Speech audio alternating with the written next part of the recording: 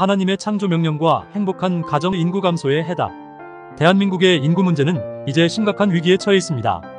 2024년 1분기에 발표된 출산율은 역대 최저 수준을 기록하며 우리 사회가 직면한 현실을 적나라하게 드러냈습니다. 전 세계적으로도 유례를 찾기 힘든 저출산율을 경험하고 있는 우리는 인류가 한 번도 가보지 않은 길을 걷고 있는 셈입니다. 출산율의 하락은 단지 수치의 문제가 아닙니다. 우리 사회의 구조적 문제와 연결된 더 깊은 문제를 상징합니다. 출산율이 0.7 이하로 떨어진 대한민국은 이제 전 세계에서 가장 낮은 출산율을 기록하는 국가 중 하나로 자리 잡았습니다. 이는 앞으로 인구 감소가 더욱 가속화될 것을 예고하며 그로 인한 사회적, 경제적 파급 효과가 우려되고 있습니다. 이러한 상황에서 우리는 하나님의 창조 명령을 다시 한번 깊이 생각해봐야 합니다. 성경에 나오는 생육하고 번성하여 땅에 충만하라는 말씀은 단순한 권고가 아니라 하나님께서 인류에게 주신 중요한 명령입니다. 모든 피조물에게 내려진 이 명령은 창조주 하나님께서 그분의 사랑과 섭리를 통해 이 세상을 가득 채우기를 원하신다는 뜻을 담고 있습니다. 그러나 유독 인간만이 자아의지로 인해 이 창조 명령을 거역하며 스스로의 선택으로 인해 지금의 인구 감소 문제에 직면하고 있는 것입니다. 현대 사회에서 출산과 가정의 의미는 크게 변화했습니다. 과거에는 경제적 필요와 노후 대비의 일환으로 많은 자녀를 두는 것이 일반적이었습니다. 하지만 오늘날의 젊은 세대는 부모 세대가 경험했던 삶의 방식을 고스란히 따르지 않습니다. 결혼과 출산이 필연적으로 가져올 것이라고 믿는 희생과 고통을 피하려는 경향이 있습니다. 이는 어쩌면 이전 세대가 불행하게 결혼 생활을 이어갔던 경험에서 비롯된 두려움일지도 모릅니다. 이러한 두려움은 결혼과 출산을 포기하게 하고 결국 우리 사회의 초저출산 문제로 이어지고 있습니다. 한국의 출산율이 낮은 가장 큰 이유 중 하나는 결혼 자체를 꺼리는 경향입니다. 통계에 따르면 한국에서 혼외 출산율은 3% 이하에 불과합니다. 이는 결혼이 출산의 주요 전제 조건이 되고 있다는 것을 의미합니다. 하지만 결혼은 높은 주거비, 불안정한 일자리, 그리고 양육에 대한 경제적 부담으로 인해 젊은 세대에게 너무나도 큰 도전이 되었습니다. 이러한 현실은 결혼을 통해 아이를 낳고 가정을 꾸리는 일이 점점 더 어려워지고 있음을 보여줍니다. 정부는 저출산 문제를 해결하기 위해 막대한 예산을 투입해왔습니다. 지난 20년 동안 380조 원이 넘는 예산이 사용되었지만 출산율은 계속해서 하락하고 있습니다.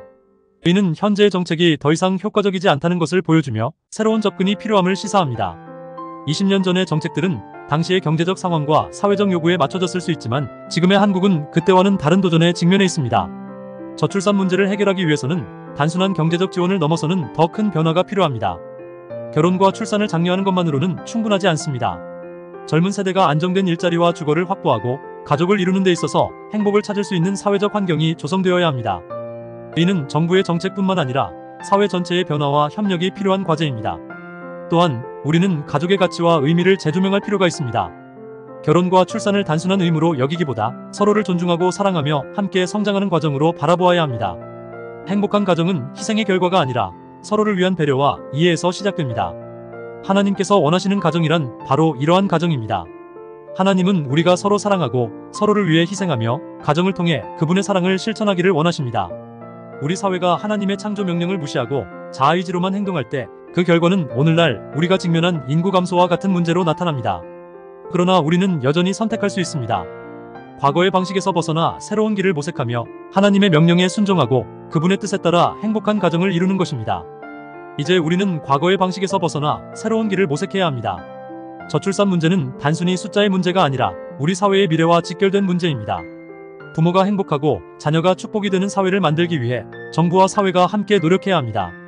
우리의 선택이 우리의 미래를 결정합니다.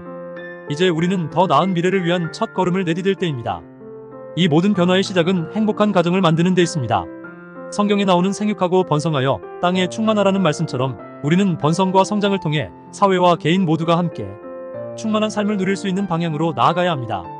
하나님께서 원하시는 가정을 이루고 그분의 창조 명령에 순종하며 우리는 모두가 행복한 미래를 향해 나아갈 수 있습니다. 이것이 인구 감소를 극복하는 첫걸음이며 모두가 행복한 미래를 위한 길입니다. 성경은 가정의 중요성을 여러 차례 강조하고 있습니다.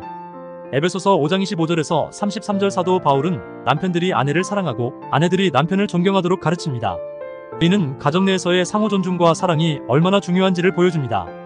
또한 시편 127장 3절에서는 자식들은 여호와의 주신 기업이요 태의 열매는 그의 상급이로다라고 하여 자녀를 하나님께서 주신 축복으로 묘사하고 있습니다. 이러한 성경의 가르침을 통해 우리는 가정이 단순한 인간의 제도가 아니라 하나님의 계획과 목적 안에서 이루어져야 함을 알 수 있습니다. 이처럼 우리는 하나님의 창조 명령에 따라 가정을 이루고 그분의 뜻에 순종하며 행복한 가정을 통해 우리 사회의 문제를 해결할 수 있는 길을 찾아야 합니다. 우리 모두가 하나님께서 주신 창조 명령을 기억하고 그것을 실천할 때 우리는 비로소 진정으로 충만한 삶을 누릴 수 있습니다. 행복한 가정은 그 시작입니다. 하나님께서 주신 축복을 누리며 서로를 사랑하고 존중하는 가정을 이루어가는 것은 우리가 인구 감소 문제를 극복하고 미래를 향해 나아가는 첫걸음입니다. 이 길에 우리 모두가 함께 나아가기를 바랍니다.